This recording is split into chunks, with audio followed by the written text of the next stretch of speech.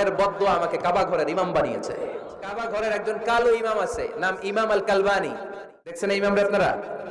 উনি লন্ডনে একটা ইন্টারভিউতে বলেছেন, আমার মায়ের বদদোয়া আমাকে কাবা ঘরের ইমাম বানিয়েছে।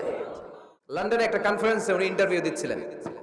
ওনাকে বলা হলো, কাবার সব ইমাম সাদা ইমাম, আপনি কালো মানুষ, কেমনি ইমাম হইলেন? উনি বললেন, আমার মায়ের বদদোয়া আজকে আমাকে কাবা ঘরের ইমাম বানিয়েছে। উনি বললেন, আমি ছোট্টবেলা অনেক বদের হাট দিছিলাম, আমার মতো দুষ্ট আমার এলাকায় কোনো ছেলে ছিল না। মানুষের গালাগালি, মারামারি, দুষ্টামি, ভাঙচুর, চেঁচামেচি, চিৎকার, বিশৃঙ্খলা আমার মতো কেউ বেশি করতে পারতো না। কিন্তু আমার মা ছিল অনেক বড় আল্লাহওয়ালা।